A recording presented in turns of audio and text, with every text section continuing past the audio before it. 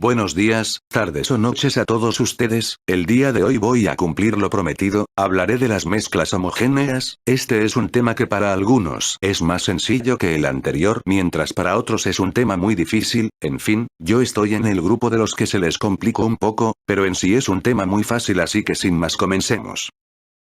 Las mezclas homogéneas son aquellas mezclas que no se puede ver los componentes que la conforman, es decir que solo se puede ver la mezcla de una forma uniforme, por lo cual es mucho más difícil poder saber los componentes de esta. Un ejemplo es la gelatina, que básicamente es agua con el polvo de la gelatina, pero solo se ve un líquido mágico del color que tenga el sabor de la gelatina. Otro ejemplo también es el mismo polvo que se utiliza para poder hacer la gelatina. Este es una mezcla de sustancias químicas y otros ingredientes, solo que nosotros los vemos del color que lo caracteriza según el sabor de esta. Volviendo al tema, al igual que las mezclas homogéneas, también estas tienen características, tales como 1. Que no se pueden ver los componentes de esta ni a simple vista ni con ningún artefacto, ya que, al ser una mezcla homogénea, no se puede ver sus componentes, solo la mezcla con una forma uniforme. Un ejemplo de esto es el de la gelatina anteriormente mencionado, que solo se ve un líquido con el color dependiendo del sabor de la gelatina.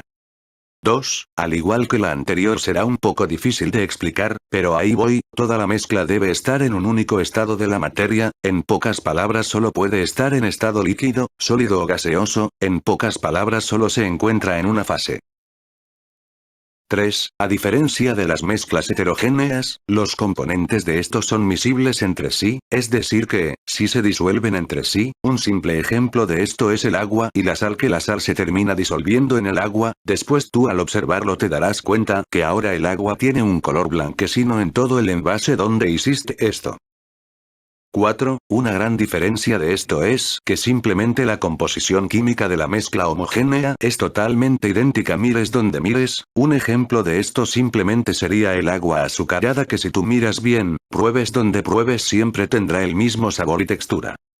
5. A las mezclas homogéneas en la química se las llama soluciones, y sus componentes se los llama solutos, que es el componente que se disuelve, es decir el que se presenta en menor cantidad, y los solventes, que es el componente que disuelve, es decir que está presente en mayor cantidad.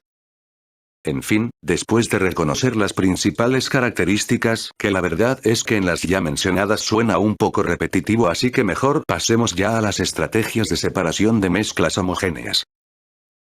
1. La destilación. Esta es utilizado para separar mezclas que ambos componentes estén en el estado líquido, aprovechando el punto de ebullición de cada uno de los líquidos. En pocas palabras, se utiliza un alambique para esto. Como lo expliqué en el anterior video, se vaporiza el elemento que tiene el punto de ebullición bajo, luego se condensa por el refrigerante, volviendo al estado líquido. En fin, esta técnica funciona tanto en mezclas homogéneas como en mezclas heterogéneas.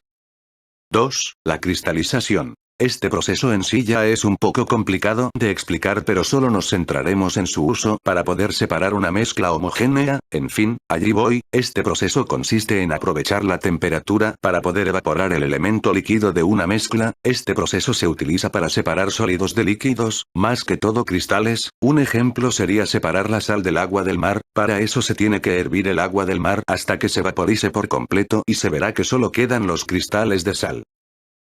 3. La cromatografía. Este es un proceso que ya en sí hablar de él requeriría un video entero, pero trataré de resumirlo en unas cuantas palabras. En fin, la cromatografía es un proceso que tiene dos fases, la fase estacionaria y la fase móvil, pero nos centraremos en la cromatografía en capa fina, que es el más común. En fin, esto consiste más que separar la mezcla en poder saber los componentes de esta. Un ejemplo: si tienes una mezcla homogénea y quieres saber los componentes que está formado, para poder hacerlo se necesita la mezcla, una capa de gel de sílice. Hay que tomar en cuenta que el gel de sílice es muy polar y es perteneciente a la fase estacionaria. ¿Por qué? Porque se tiene que colocar solo una pequeña parte de la solución en el envase donde se hará el proceso, ya que la solución pertenece a la fase móvil del proceso y es menos polar. En resumen, se tiene que colocar en la placa un pequeño punto de la mezcla en la parte inferior de la placa, después se tiene que colocar un pequeño extremo de la placa en la solución debe ser menos polar que la placa sí o sí. Los resultados son simples: el componente de la mezcla menos polar subirá más por la placa, ya que no se siente atraído por la placa, mientras el componente más polar no subirá mucho ya que se sienten atraídos por la placa. En fin, con esto ya se podrían tener los datos del factor de retención, que básicamente es dividir la distancia recorrida por el soluto con la distancia recorrida por el solvente. En fin, para poder medir la distancia recorrida por el solvente se tiene que tomar en cuenta el punto que hemos hecho nosotros.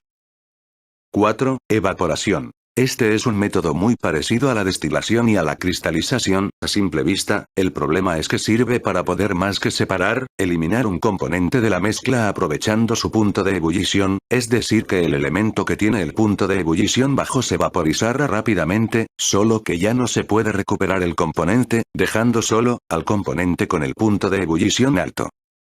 En fin, eso sería todo por el día de hoy. Si te interesa más la ciencia podrías suscribirte al canal, trataré de hablar de temas más interesantes. Por ahora no sé cómo agradecerte por haber visto mi video, otra cosa que la información que saco de aquí, la tiendo a leer de libros que encuentro. También me quería disculpar por el locuendo, pero ya pronto tendré un micrófono para poder hablar con mi voz real. Si estás aburrido o aburrida podrías pasar por mi canal secundario, agradecería el apoyo. Sin más que decir, gracias por ver.